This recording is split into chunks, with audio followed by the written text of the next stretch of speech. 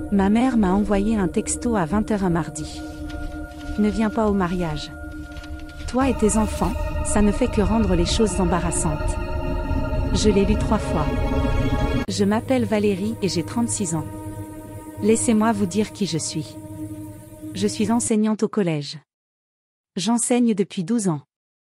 Je suis mère célibataire de 2 enfants, un garçon de 9 ans et une fille de 7 ans.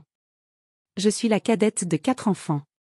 Je suis aussi divorcée, ce qui fait apparemment de moi l'enfant à problème de la famille, même si je suis l'adulte, que je gère ma vie, que je paie mes factures et que j'élève 2 enfants formidables toute seule. Après mon divorce il y a 5 ans, quelque chose a basculé dans ma famille. Soudain, je n'étais plus seulement Valérie. J'étais la divorcée. Ma famille me blâmait, pas mon ex-mari qui m'avait trompée. Comme si mes choix de vie avaient eu un impact négatif sur eux. Ils traitaient aussi mes enfants différemment. Des commentaires sur eux ou le fait de les éviter lors des événements familiaux. Jamais de cruauté directe, mais la froideur était indéniable. Je ne demandais ni compassion ni argent. Je ne leur demandais pas de fêter mon divorce. J'essayais juste de faire partie de la famille. Mais être mère célibataire me rendait invisible, ou pire, une source d'embarras. Mes enfants sont sages, gentils et intelligents, mais aux yeux de ma famille, ils étaient bizarres ou difficiles. Ce mariage était celui de ma cousine, quelqu'un dont j'étais proche. Mes enfants étaient impatients depuis des semaines. Ils avaient choisi leurs vêtements eux-mêmes. Mon fils voulait montrer sa nouvelle cravate à sa grand-mère. Votre famille vous a-t-elle déjà traité comme si c'était vous le problème? Partagez votre histoire ci-dessous. J'ai lu chaque commentaire. J'ai appelé ma mère immédiatement après ce message. Maman, de quoi parles-tu? Ai-je demandé en essayant de garder une voix posée. Tout le monde se sent mal à l'aise avec toi, a-t-elle répondu sèchement. Mieux vaut que tu ne viennes pas, comment ça, mal à l'aise? Mes enfants interagissent à peine avec qui que ce soit. Exactement. Ils sont silencieux et bizarres. Les gens le remarquent. De plus, votre situation est tout simplement gênante pour la famille. J'ai senti quelque chose se fissurer en moi. Ma situation? J'ai dit, je suis enseignante. Je subviens aux besoins de mes enfants. Qu'y a-t-il de gênant là-dedans? Vous voyez ce que je veux dire, Valérie? Une femme divorcée avec 2 enfants à un mariage. C'est déprimant. Le mot est resté là. Déprimant. Elle a continué, votre cousine épouse un membre d'une famille importante. On n'a pas besoin de complications. Vous dites que mes enfants sont des complications? Elle n'a pas répondu directement. Je suis juste honnête, a-t-elle dit. Pour une fois, tu ne peux pas penser à quelqu'un d'autre que toi. J'ai essayé une dernière fois. Les enfants attendaient ça avec impatience depuis des semaines. Ils ont choisi leurs vêtements. Ce n'est pas mon problème, Valérie. J'ai déjà dit à la famille élargie que tu ne viendrais pas. J'ai dit que tu avais un engagement préalable. Elle avait déjà pris sa décision. Déjà prévenu les gens. Déjà m'a rayé de l'histoire. Tu as dit aux gens que je ne viendrais pas sans me demander mon avis. Oui. Parce que je savais que tu ferais une scène. C'est plus facile. Puis elle a raccroché. Je suis restée là, mon téléphone à la main, le regard perdu. Mon fils de 9 ans est descendu. Il était déjà en pyjama, mais il tenait sa nouvelle cravate. Maman, on va toujours au mariage demain? Je veux montrer ma nouvelle cravate à grand-mère, et je veux voir grand-père. Je me suis assise. Je ne savais pas comment lui dire. En fait, chérie, on n'y va pas. Mais pourquoi? Tu as dit qu'on y allait. Je n'avais pas de réponse qui ne lui ferait pas de mal. Ce soir-là, après avoir couché les 2 enfants, je suis restée seule dans ma chambre et j'ai pleuré. Non pas par faiblesse, mais parce que quelque chose en moi était passé de la douleur à la fureur. J'ai tendu la main à ma cousine, la mariée, pour comprendre ce qui s'était passé. Ta mère a dit que tu ne pouvais pas venir, a-t-elle dit, l'air confus. Elle ne m'a pas dit ça, mais même en le disant, j'ai perçu la gêne dans sa voix. Ma mère avait déjà empoisonné le puits. Par une tante, j'ai appris ce qu'elle disait aux gens. J'étais instable, confrontée à des problèmes personnels, incapable de gérer les situations sociales. Ma tante Patricia m'a appelé. Ta mère s'inquiète juste pour toi. Elle pense que tu as besoin d'aide. De l'aide pourquoi? Ai-je demandé. Je vais bien. Je me porte bien. C'est ce qu'elle craignait que tu dises. Elle a dit que tu n'irais. J'ai compris dans quel piège j'étais tombée. Toute défense que je présenterais serait transformée en preuve du problème. J'étais prisonnière d'un récit que je n'avais pas écrit. 2 jours avant le mariage, ma mère a appelé à la maison et a demandé à parler à mes enfants. Je l'ai laissé faire, pensant qu'elle changerait peut-être d'avis, mais elle leur a dit « Je suis tellement triste que vous ne puissiez pas venir au mariage. Ta mère a décidé que tu ne devais pas venir parce qu'elle ne voulait pas que tu sois mal à l'aise. » Un mensonge. Une réécriture complète. Maintenant, mes enfants pensaient que je les avais exclus. Ma fille a demandé « Maman, pourquoi as-tu dit qu'on ne pouvait pas venir? » Ce n'est pas ce qui s'est passé, ma puce. Grand-mère avait pris la décision, mais ma fille l'avait entendue de la bouche de sa grand-mère. Elle croyait la version de grand-mère. Grand-mère a dit « Tu nous protégeais, mais de quoi ?» Je n'avais pas de réponse compréhensible pour une enfant de 7 ans. Le jour du mariage est arrivé.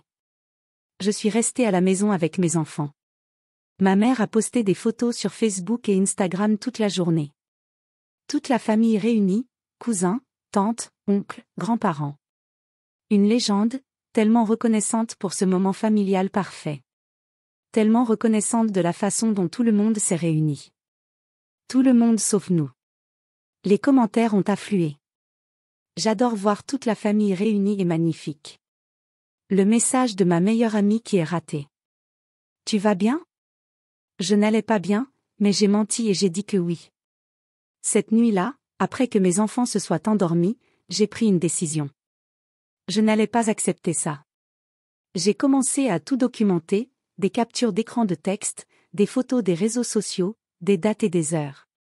J'ai aussi commencé à me renseigner sur les finances de ma famille. Mon père a siégé à plusieurs conseils d'administration.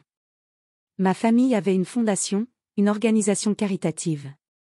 J'ai trouvé des documents publics concernant leurs récentes subventions. Des sommes à 7 chiffres. J'ai creusé plus profondément. Ce que j'ai découvert m'a choqué, des irrégularités dans les dépenses de la fondation. Des fonds transférés sur des comptes aux fins obscures.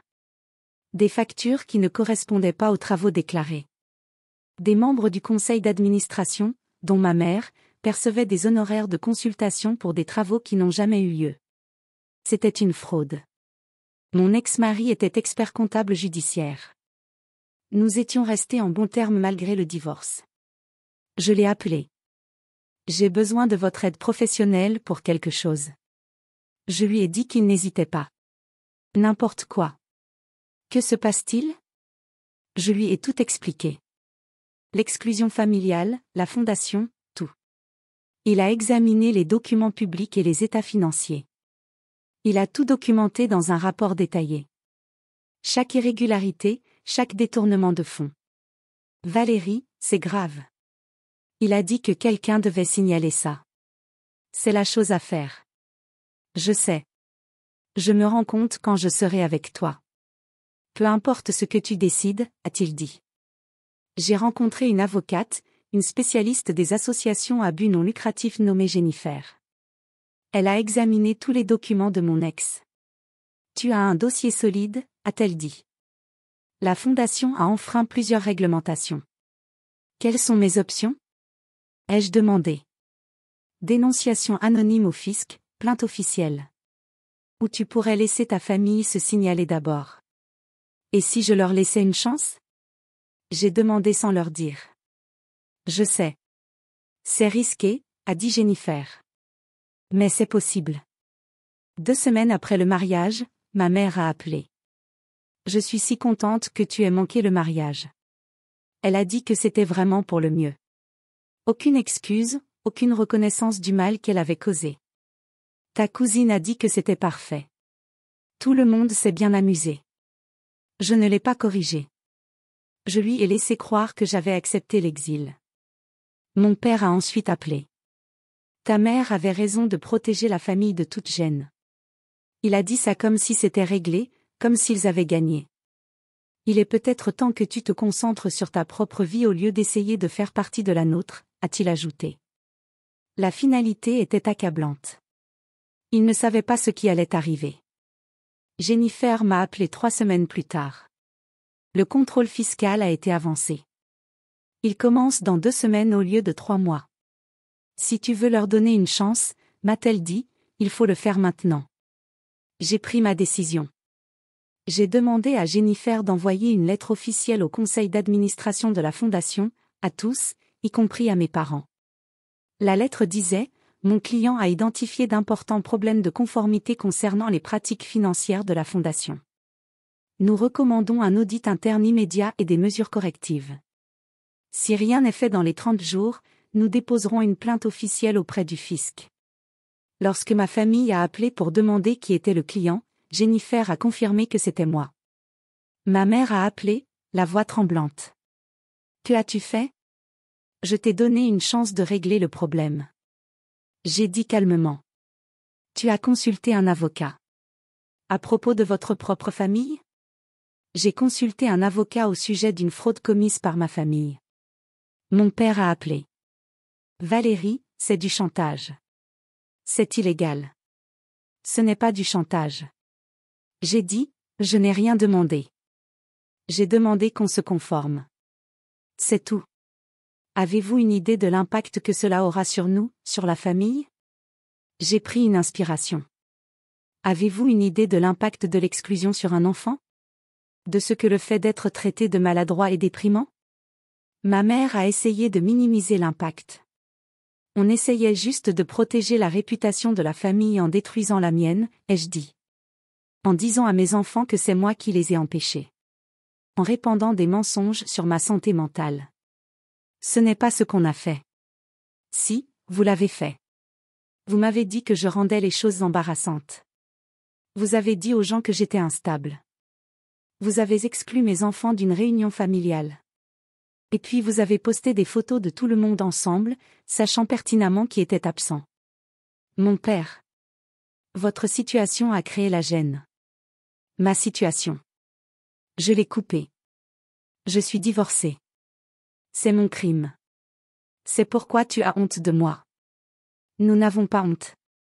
Si. Tu as honte de moi depuis mon divorce.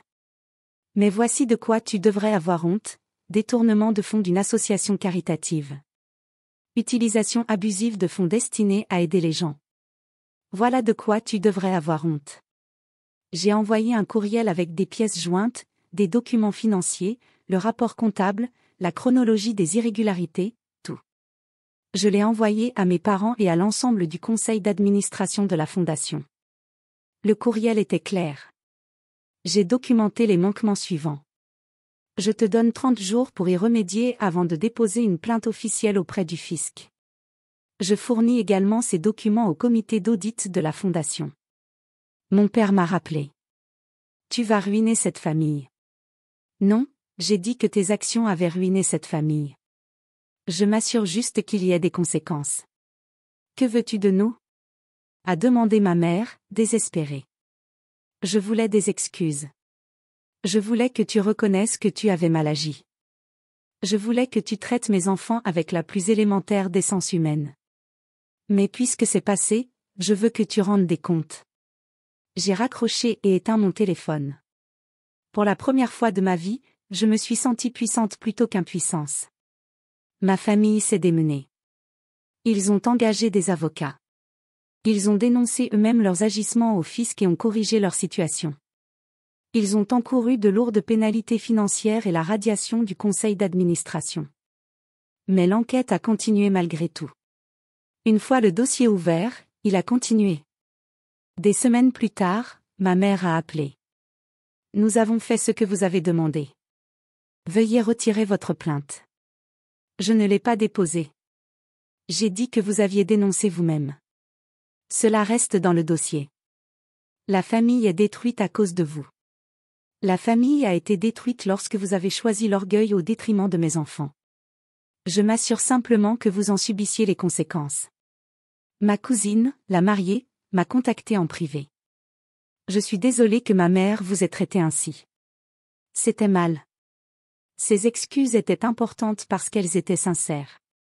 Mes enfants ont vu leur mère se défendre et cela a changé leur perception d'eux-mêmes. Mon fils m'a dit, « Maman, tu es courageuse. Ma fille, tu ne les as pas laissés être méchants avec nous. » Je les ai fait suivre une thérapie. J'ai fixé des limites strictes avec ma famille. Ils n'étaient pas admis chez moi sans respect. J'ai eu une promotion à l'école. J'ai pris confiance en moi. J'ai commencé à fréquenter quelqu'un de gentil, quelqu'un qui me respectait. J'ai passé des années à penser que l'approbation de ma famille définissait ma valeur. Je les laissais me rabaisser. Mais quand ils ont essayé d'effacer mes enfants, quelque chose m'a brisé, pas mon esprit, leur pouvoir sur moi. Je n'ai pas eu à les combattre par la colère ou la confrontation. Au début, il me suffisait de rassembler des preuves.